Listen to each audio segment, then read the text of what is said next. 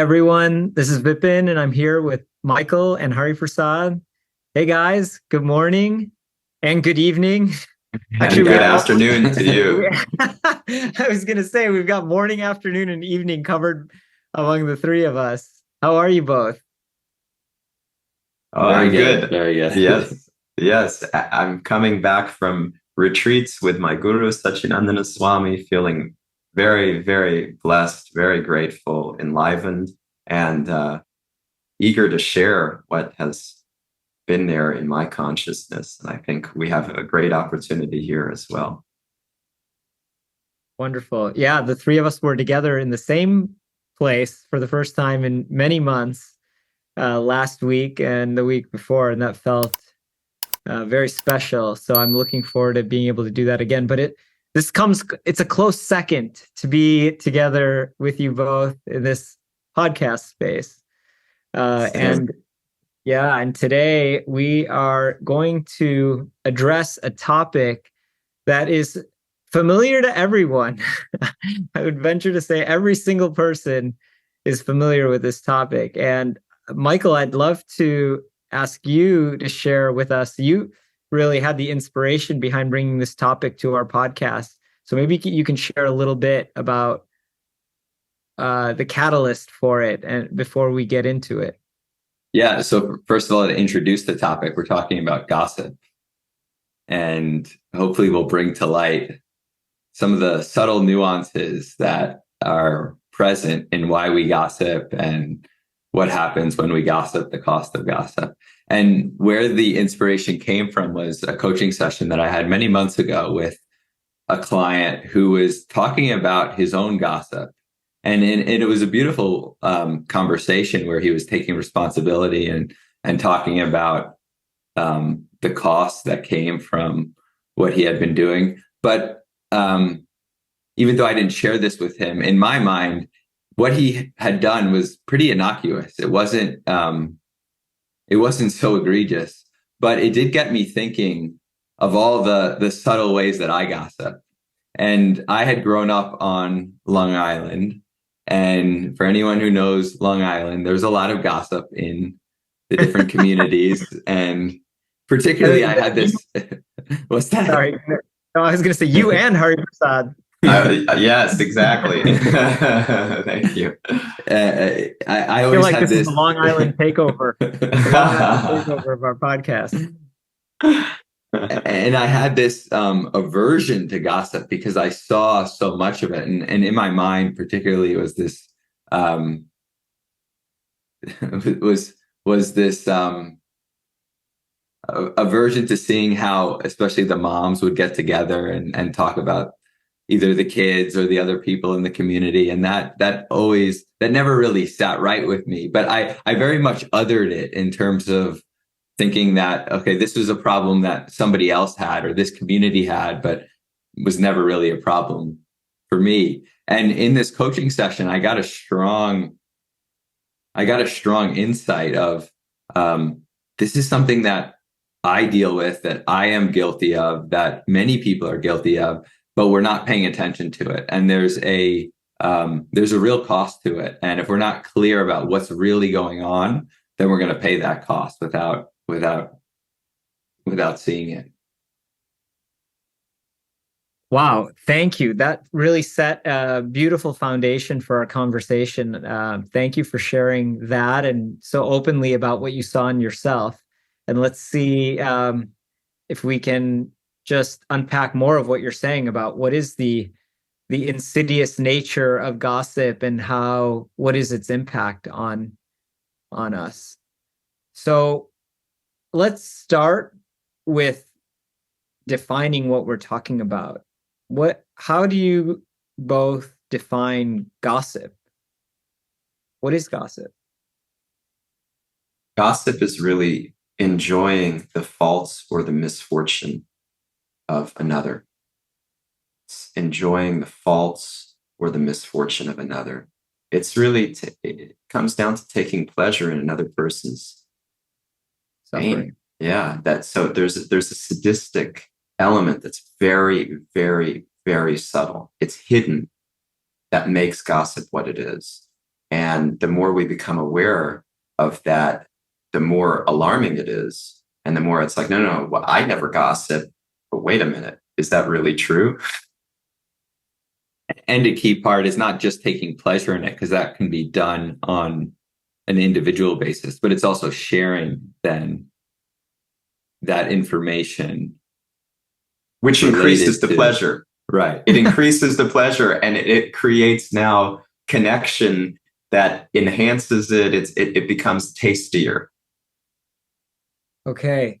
And just one point of clarification, Hari Prasada, you mentioned taking pleasure in someone else's faults or misfortune. So when we are, quote, gossiping about someone's achievements, and not in a, wow, can you believe that person won that thing, but more of like a celebration, but we're still talking about it. Would you say that is that not considered gossip under what we're talking about here today? If you're talking about an amazement, a genuine awe around what someone else has done, that would not be gossip. Gossip has an edge to it. Gossip has a particular energy where it's like, did you hear that? Oh my God, did you hear that? And so there's a way in which inherent in gossip is leveling. We've spoken about this in a previous podcast.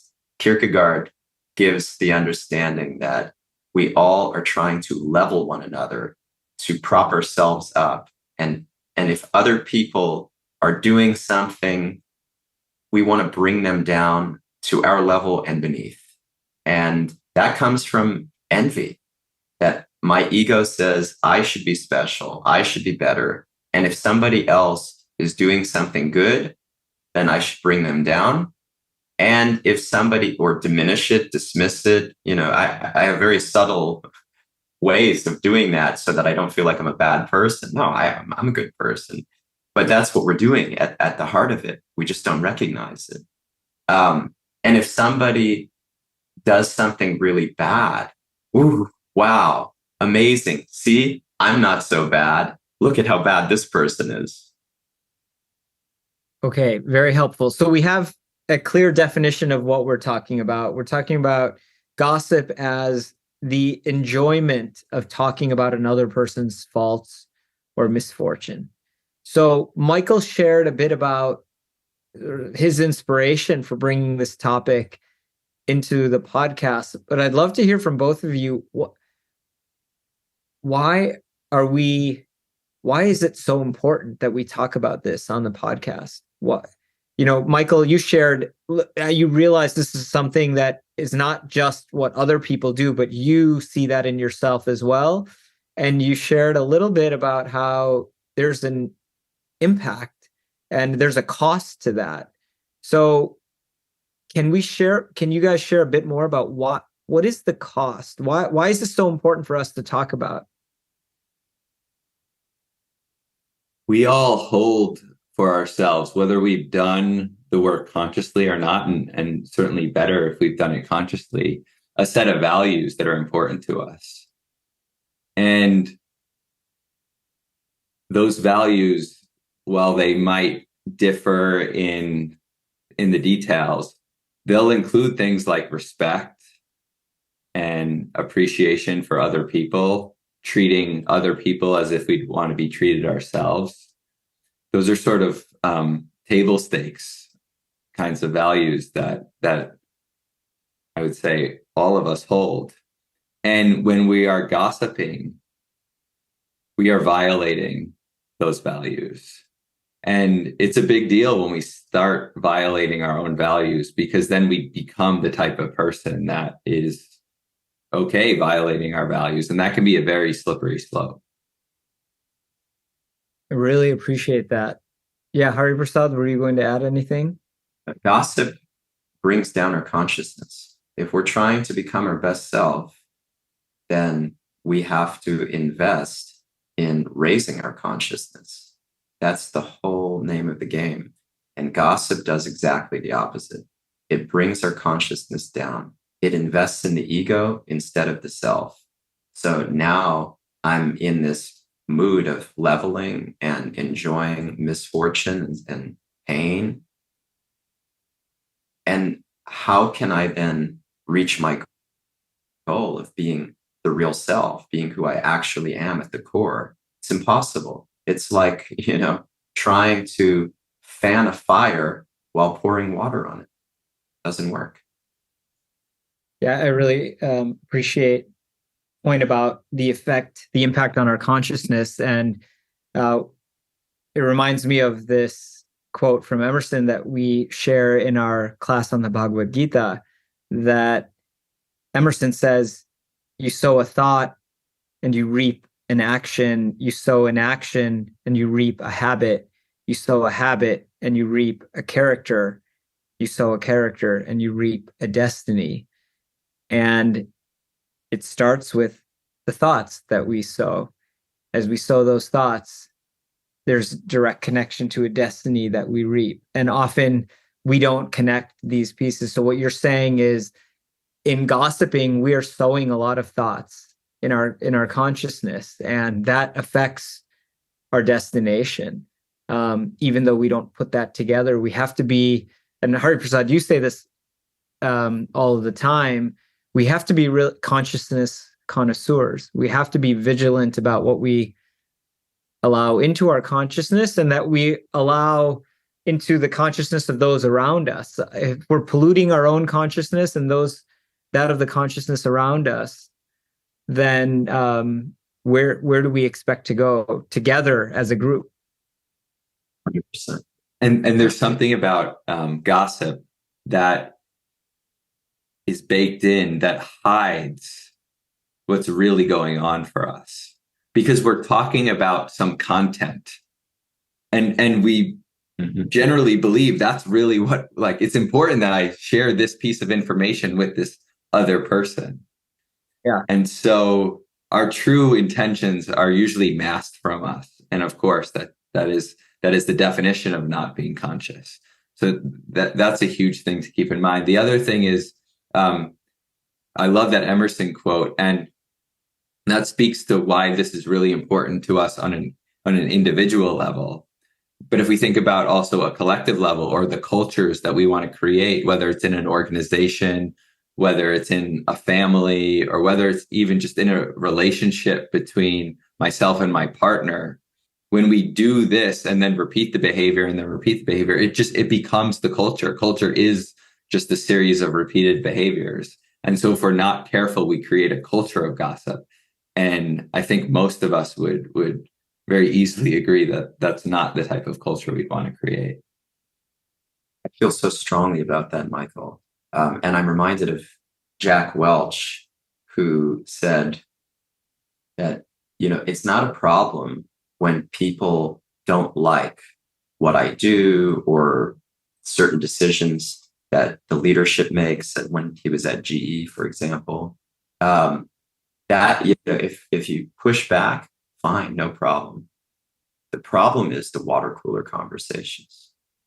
That's the problem. That lets the poison out, because then you can't deal with things. It's just enjoying the disturbance and no dealing with anything. So gossip is a creation of a helplessness and a victim culture in certain cases, even, where it's like, oh my God, just complaining, as opposed to actually dealing with things and getting pleasure in other people complaining with you. Now, to some degree, we need to process. And in certain situations, we may not be empowered to do anything about it. But the way we engage should not be taking pleasure in that. It shouldn't be getting juice from it. And that's really critical. To the extent that we're able to address things up front, we should. And to the extent that we're not, which is also a very realistic part of our lives, then we should be conscious of how we process, and that it is really to process the experience and to see, how can I get empathy? How can I work through this, navigate things in a healthy way, rather than just like, oh my God. Yeah. Yeah. I mean, from one angle, I think gossip can seem pretty harmless. And it is such a common occurrence in organizations and outside. Maybe we could talk a bit about, to understand why or how to stop. It might help to start with, why do people gossip? What are, in your minds, what are the reasons that this happens so easily and so comfortably? I think it goes back. No, but go ahead, Michael. No, go ahead, Hari. I was just going to say, I think it goes back to what we talked about with the ego. And when my ego is running me, which is the case for all of us, unless we work so hard to flip the switch, and that takes a lot of investment of time and energy. So we can understand that the default is that the ego is running us completely.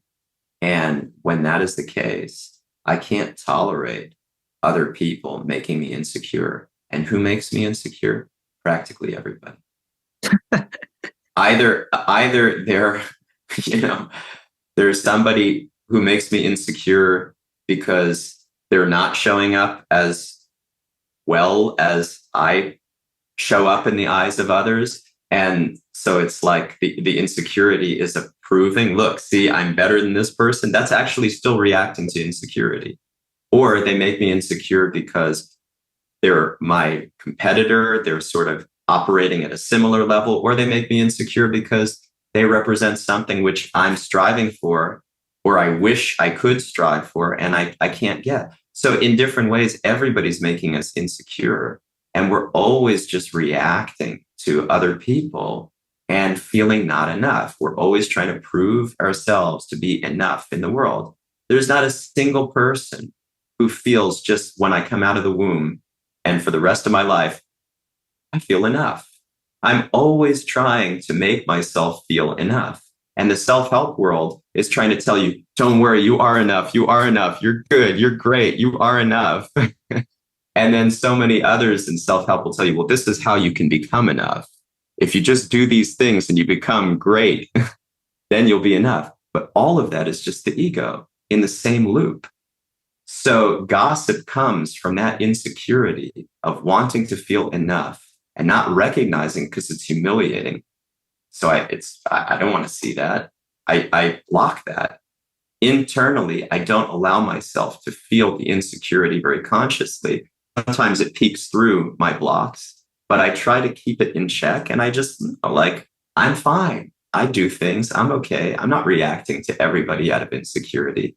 But deep down, that's what's going on. And gossip helps me to cope in an unhealthy way with the insecurity of comparing myself to everybody else and not being able to tolerate that I don't ever feel enough. Okay, this is very insightful.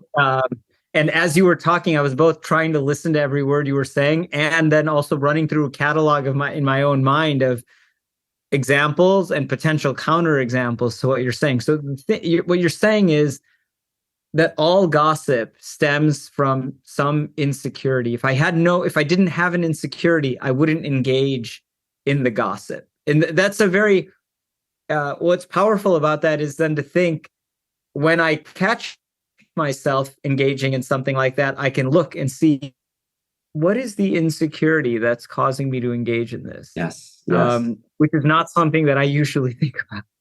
But then, so a couple of examples I want to ask you about.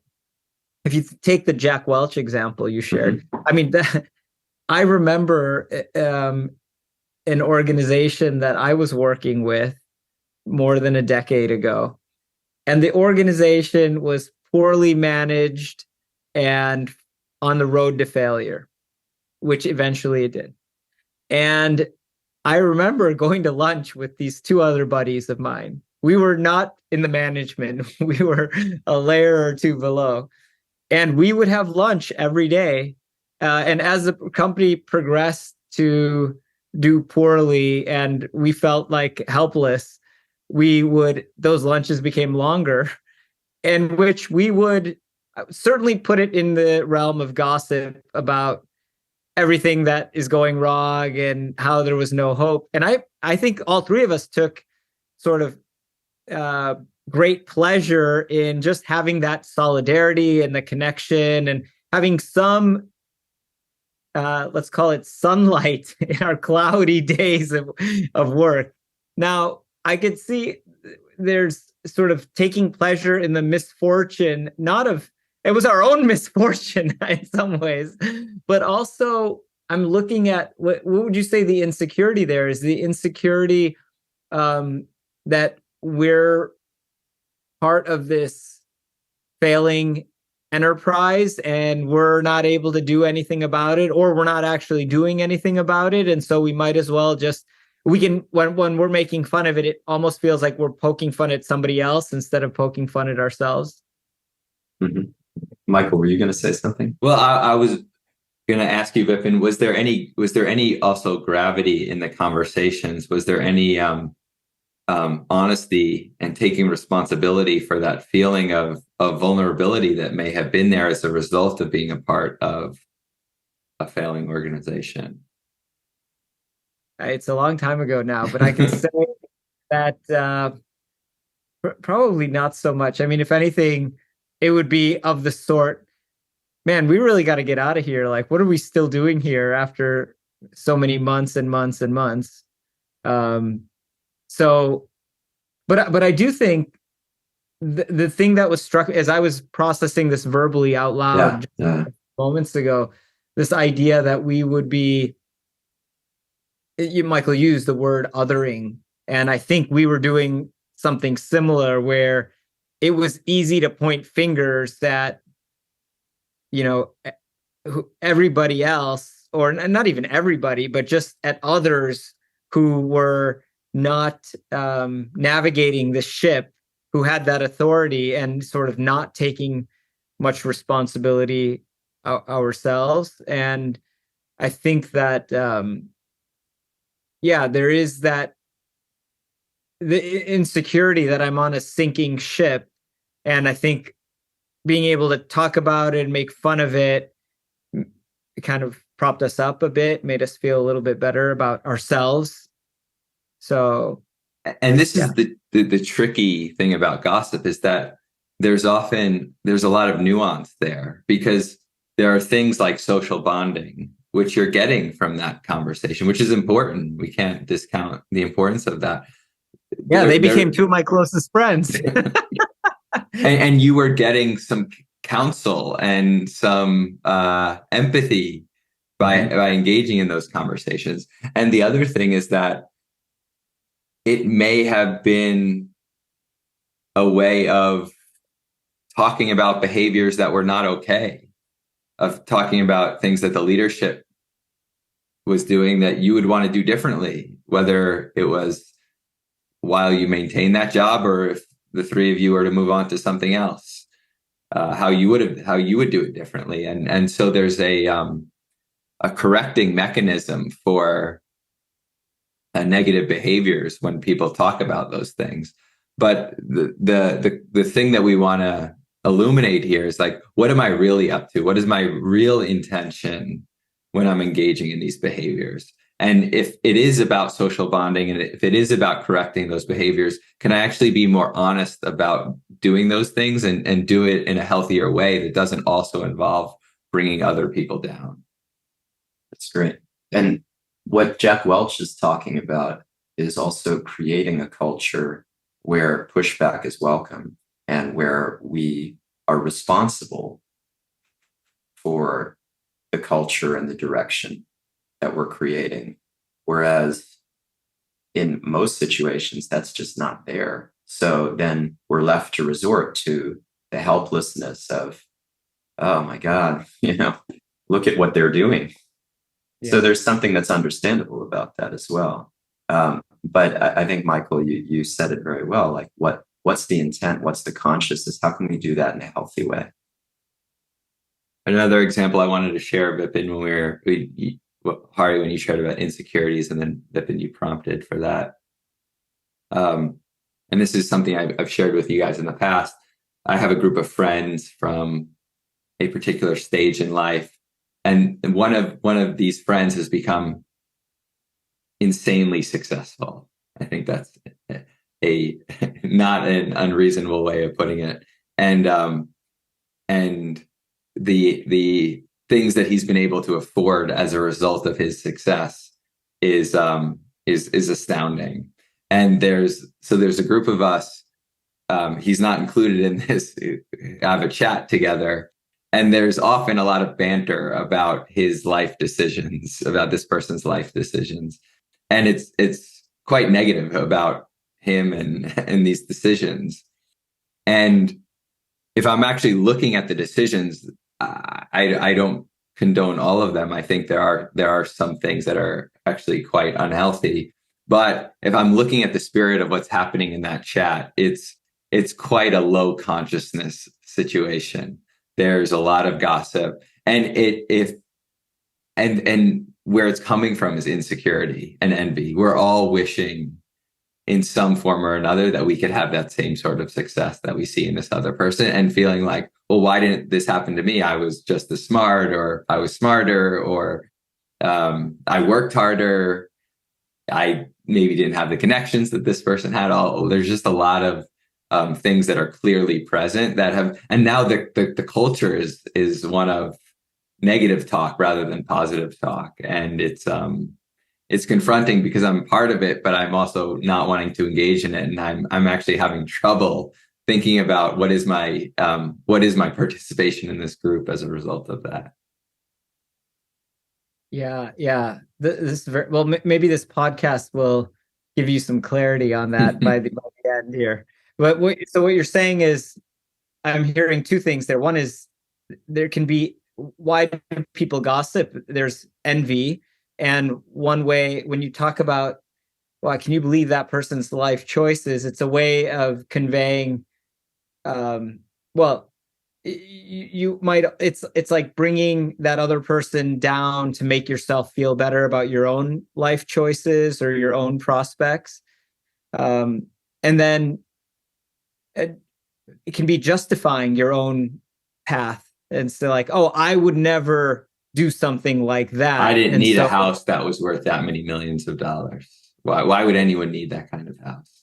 Right. So it's, again, back to Hari's point about enoughness, making me feel like I'm trying to convince myself that I'm enough right here, right where I'm at, even though there is this, I'm looking with some desire and envy at the other person's sort of assets. Yeah, but I might not be clear about that. And that's the thing here, is like, I genuinely have tricked myself into believing that I don't agree with this person's life choices, and they're wrong, and my life choices are correct. Yeah. It's a way to feel superior. So good. Yeah. So spot on. Okay. So we've talked about, connecting over gossip or bonding over gossip. We've talked about putting envy and insecurity, putting others down to level the playing field, justifying my own life's choices. So hold on. One more thing that I would mention is entertainment. I think people, yes. And this goes along with connection and bonding, but there's a slightly different energy to it. Is like, it also goes along with insecurity, because it's an entertainment from, that satisfies my insecurity. Please continue. Yeah, it's like, I don't have anything else to say, and I want to get some feeling of excitement. And so, and I do this with my wife a lot. It's like, I just like go through what I've read that day, or what articles, or, what happened, and then say it to her. But I'm not like, where is it coming from? What am I actually wanting in that interaction? And there's often not a lot of intentionality around it. Yeah. Okay. And this is why I was just going to say, this is why E exists, the entertainment channel E. I mean, it's all to satisfy our desire for entertainment from a place of insecurity, and to enjoy the, oh my God, did you hear about this? Did you hear about that? And I mean, there's also inherent in this, like, wow, this person got together with that other person. This person cheated on this other person. And we just soak all of that up to live in a world of entertainment. It's also playing out our fantasies. It's playing out our fantasies from that place of insecurity. Well, I'll never have that, so at least I can live vicariously through other people. Yeah. Yeah. Well, it also, I was thinking when Michael, you were speaking about this, and Hari, what you just added is there's an element of social proof also. Like I got this information from a source, or early on, I can share it, and I have some social capital by informing people about something that they might not have known before. Yeah. That's a great point. There's like, Mm-hmm. you know, they say knowledge is power. And I think Right. in the absence of like nourishing knowledge or uplifting knowledge, there's low consciousness knowledge as well, but it can still feel like some sort of power or indication of my importance. Yeah, thank you. So I'm thinking, if I'm listening to this podcast, what if I'm thinking, man, these guys are really taking all the fun out of my life. I mean, I've heard that about our podcast before. Actually, that wouldn't be the first time that somebody has said that. That's I mean, amazing. aside from your dad, are we talking aside from your dad? So seriously though, if I'm thinking like, gosh, I'm watching I'm just like relaxing on my sofa after work, and these guys are really trying to even take that away from me. It's pretty harmless. Like, so I want to talk about, how does this really get in the way of my best self? Like, what's a little entertainment every so often, especially if I don't even talk to anyone about it. It's just the self-indulgence. Or frankly, my Facebook news feed. Like, yeah. I mean, I'm on there just passing some time, seeing what others are up to, maybe like gossiping in my own head a little bit. What is at stake here? How is this getting in the way of me becoming who I'm meant to be? You're investing. Because sorry. One other thing here is, if I have a taste for gossip, if I have a taste for or people or whatever it is, you're only going to be able to help me detach from that if you can show me a higher taste. So help me see, like, what is a higher taste than that? Because I think it's quite common to be able to sort of default to some form of gossip entertainment. World evolution. You're investing in the ego construct, and everybody else's egos you're just plugging right in, and you're taking that into your consciousness, and that shapes your consciousness. So the internal culture within us becomes that of egotism, self-centeredness, I, me, mine, enjoying the pain of others, living vicariously, the fantasy of, oh, if only I were enough, then it would be amazing. It's complete unreality, and you can't undo that, unfortunately. The only way to undo it is by stopping the investment completely.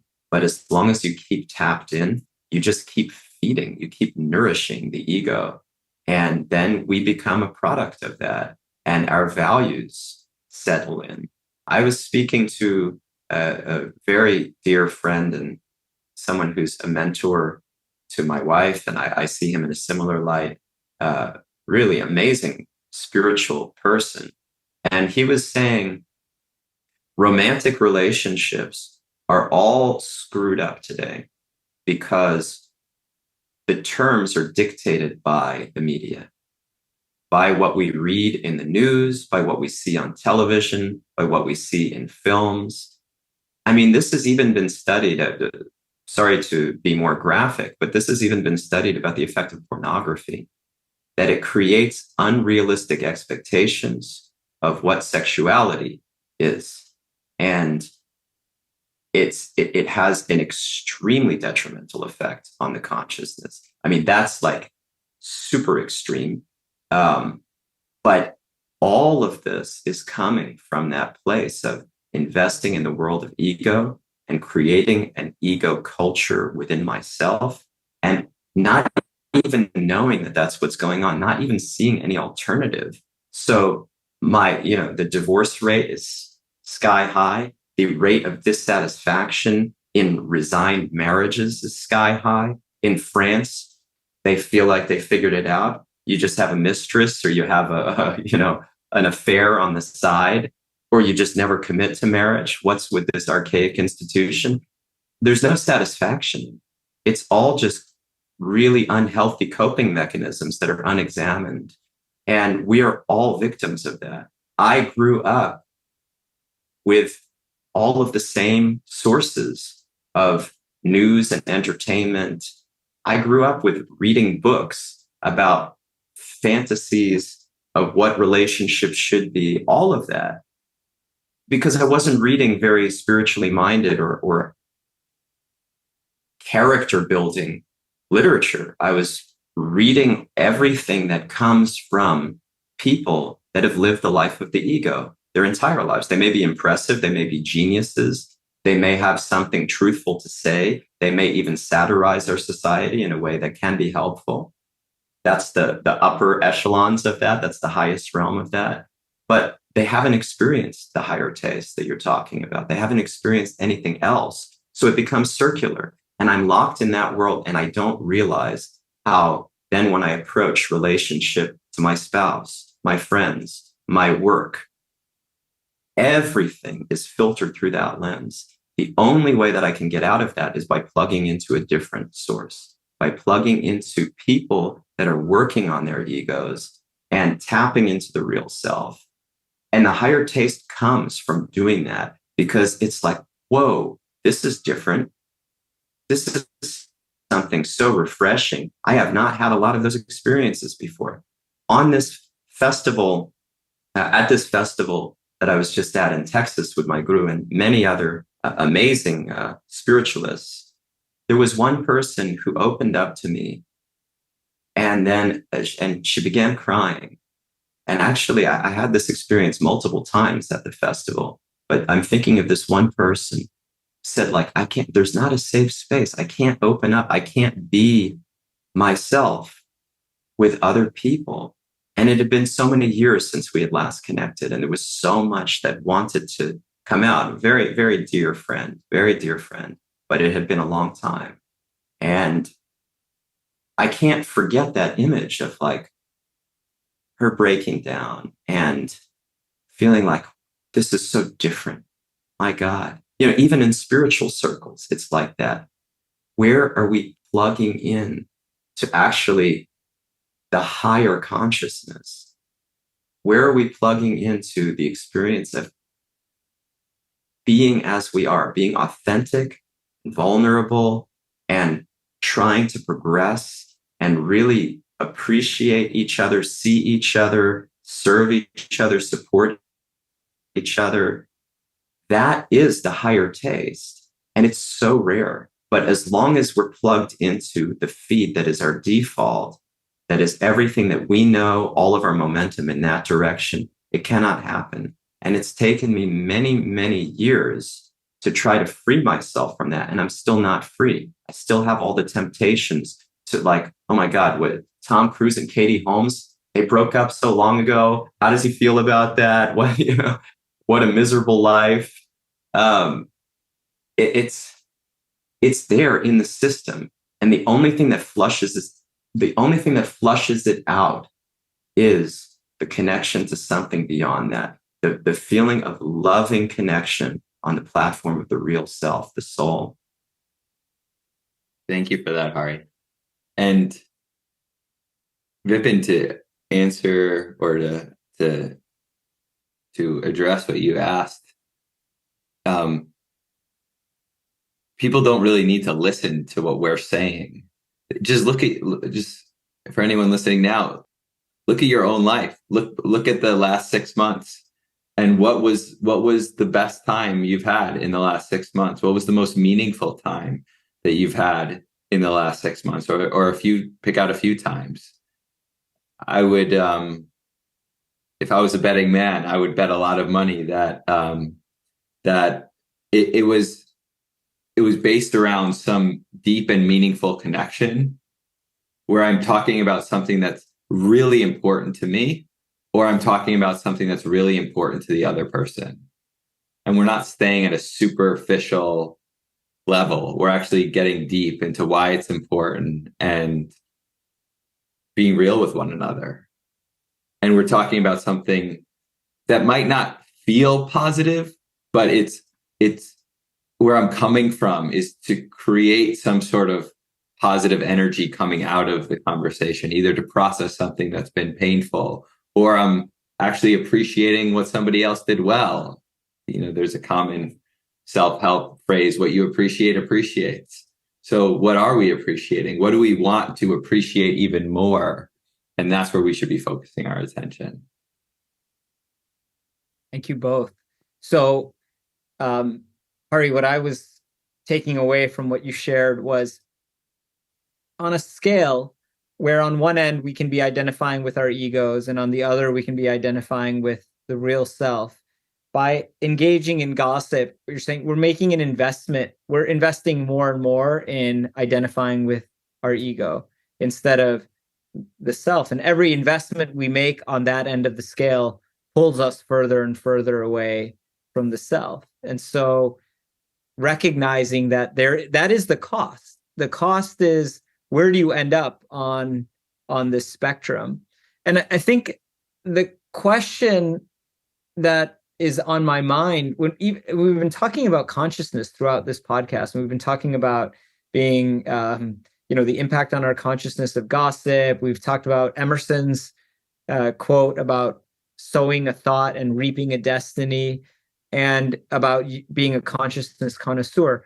But how do you really drive this home? I mean, for most of us, including myself, for much of my life, it's like, what's the big deal? Like, what is this really going to mess up my life if I engage in 5 minutes of this here or 10 minutes of this there? Like, it's not my predominant way of being in the world, but it comes at, like, why can you really drive this point home about the importance of even those minute moments of a drop in consciousness? Like, it feels like I'm just allowing myself to be and to relax a little bit. But what is so important about, help us understand what's at stake there?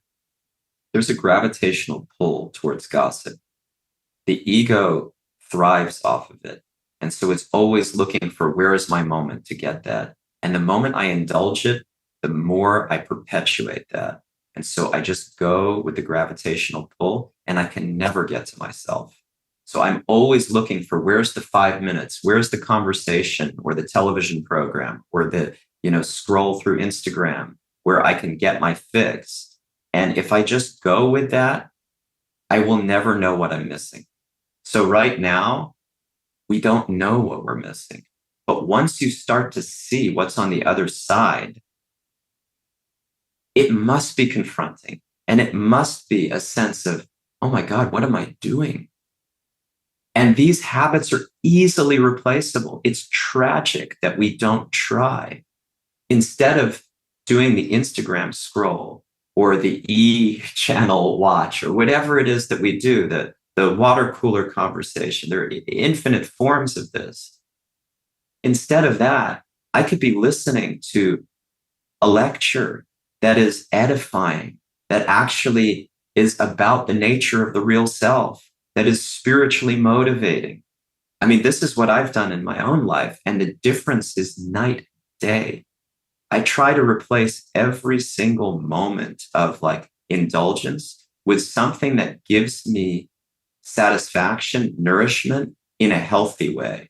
So the need for entertainment, for letting loose, whatever that is, it can be replaced with something of the higher taste. And then that will gather momentum. So instead of the gravitational pull going in this direction, downward, now suddenly there's a momentum going upward, and I feel myself being lifted and carried, and I'm more drawn to these things. And now every moment I'm thinking, how can I fill 3 minutes with something that will impact my real self and hit me hard?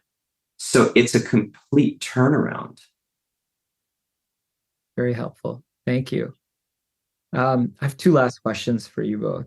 Michael, this one I want to ask you, because you shared this example of this chat that you're in with a group of people. And that's often the experience of people, that everyone around me in a setting is gossiping. And how do I manage not to participate without conveying that I'm better than the rest, or a holier than thou message? So how do you engage in an environment when that's either the norm, or even in a particular circumstance, like that's the energy that's there? It's a great question. It's not, there's not, I don't have an easy answer. What the approach that I've taken in that chat is, and actually all of my chats, I made a pact with myself a few months ago to not engage in that gossipy behavior myself. So I'm not withdrawing from the chat. These are still some of my closest friends in the world, and I have no intention of withdrawing from these relationships. I love these guys. And but I am not gonna I laugh at some of the things that are said, and I'm still like, you're still consuming it. I'm still consuming it. Yeah. And I'm not taking the bold step of trying to correct it in any sort of way. But my intermediate stage, at least for now, is to not engage with it myself and not promote it. And then when I feel like the conversation is more uplifting, or I want to share something that I feel like is meaningful, then to just share it and to be a part of the conversation in that way. It doesn't feel like my place, or that it's the right opportunity at this moment in time to be able to correct the culture that's in there. And I'm also aware that I'm still a part of that in some ways, and I helped to create it. So there's a lot of reasons why it doesn't feel like I can do that at this moment in time. And I think the next step would be to just start living that myself, that what you appreciate appreciates, and bringing more positivity, more appreciation, more genuine connection to that group, and however I can. And it can start small and build from there. I'm just imagining you responding in the chat, really appreciating this friend who has had such success and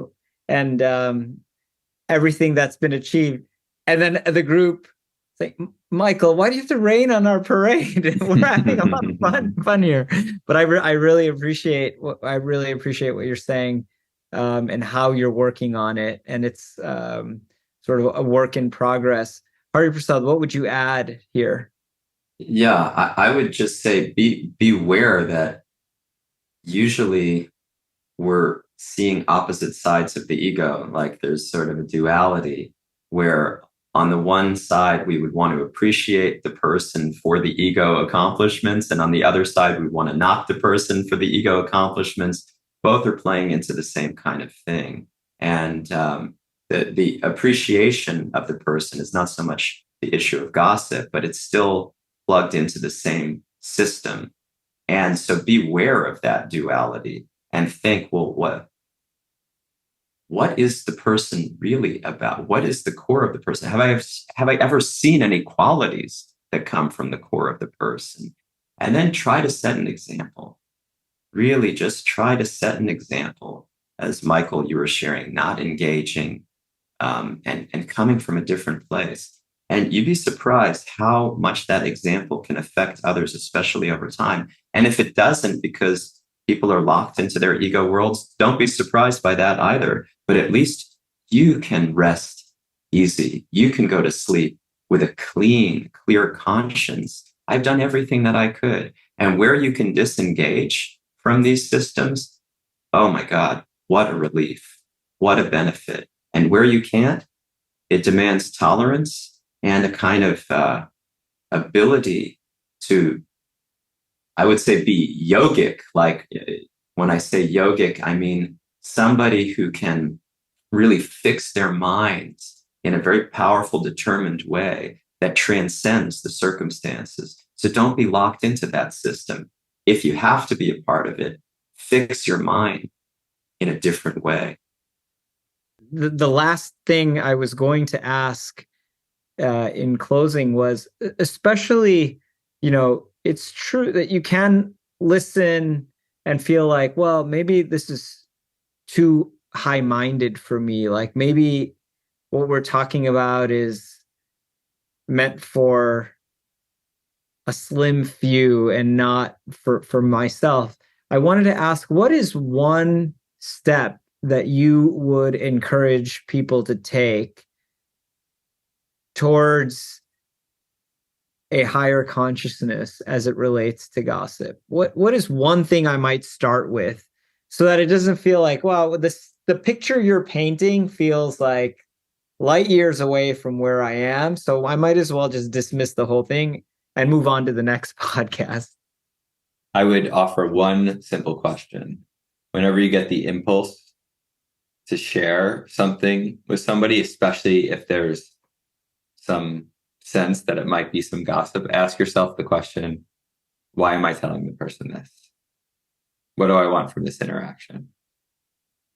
And you might have to ask yourself that question a couple of times to really get at the real answer. But I think a lot will become clear if we're sincere and introspective when we ask ourselves that question. I love that. I mean, that's not, it relates well beyond gossip also. It's just what you're describing is living an intentional life, being very intentional with my words and my actions. And so if I'm about to share anything and I'm able to create the space to be able to ask myself, why am I sharing this? What's in it for me? What's in it for the other person? That's helpful. And in the context of gossip, that's even kind of potentially more relevant because you'll be able to see some of those, going back to the earlier conversation around what's the insecurity that may be the underlying motivation for me to be engaging in this way. Yes, especially if the sentence begins with, oh my God, did you hear? Then that's a good clue. Hari Prasada, your point that you wanted to share, either in response to my question or just in closing. Yeah, thank you. This is much more accessible than we think. We regularly have the experience at our workshops and classes. People walk in and they feel an intentional culture that was co-created here with a purpose to invest in the self and not the ego. And when people feel that, there may be some residue, of course, from the ego, it's not that the ego magically disappears, but people seem to get a sense for how to engage in a healthy way. It's like intuitive because we're not our egos. And when people have that experience, it's so uplifting. It's so powerful. It can be very emotional even. And it's so different. And that can happen to somebody. It happens all the time to somebody who's fresh off the street, somebody who's never done this kind of work before, because it's inherent, because the self is real. And we know what it's like. As soon as we engage that and we get closer to experience of it, something happens to us. So we shouldn't think this is something so distant. Yes, to live there all the time and to achieve the full self, which is much higher even than what we're talking about. That is distant, but that is a journey that we can very enthusiastically walk with the greatest gains. And it's so inspiring. And even the first steps are so powerful and so reaffirming. So we should not keep this at a distance. We should not think this doesn't apply to me and dismiss it. And we can gauge very easily, am I gossiping based on this one principle? Am I wishing ill of the person? Am I happy if they remain in their faulty or unfortunate state? Am I happy if they stay like that? Or do I wish them well? Do I hope that they learn and grow and come to a higher place? If I wish well, then I'm no longer in a gossip mode. And if I wish ill, then that confirms, yes, indeed, the ego is at play. This is gossip. So just really gauge in every interaction. And the last image I would want to give is, so my guru, he saw me, I was just sharing with you guys before this podcast, he saw me walking to a lecture that he was giving at this festival. And I was speaking with different spiritualists and connecting very eagerly, happily, joyfully. And he noted that. And he called out to me as he was on his way to give his presentation. And I was on my way there as well. He called out to me, Hari Prasada, the nectar bee. And I felt so encouraged and so touched by that, because there are two kinds of consciousness. The default consciousness of the ego, which is like a fly that goes to stool. It goes to dirty things that bring us down. It goes to the misfortune and the faults all the time. And there's so much gravitational pull. So do we want to be like the fly, or do we want to be like the nectar bee, the honey bee, that goes for the ambrosial flowers, that goes for the sweetness of connection with oneself and with other real selves? And I always think, I want to be the nectar bee. I want to be like that. I see all these fly tendencies in me. Let them wait. The ego doesn't need immediate attention. In fact, if I just keep it out of this, it dies down and the nectar consumes me. That is so much more wonderful. And I never feel like, oh, I missed out on the stool. Wow. Thank you for that metaphor of the honeybee versus the fly. And thank you both for such a deep conversation on this topic that I had not expected. I don't know why we always go deep, and I really appreciate. I'm walking away with a very strong intention to be as aware, as vigilant as possible around my own tendencies, my own nature for gossip. And I promise myself and you both to keep working on my own consciousness in this regard. So thank you so much for inspiring me today. Amazing. Thank you guys. I'm so inspired by you guys.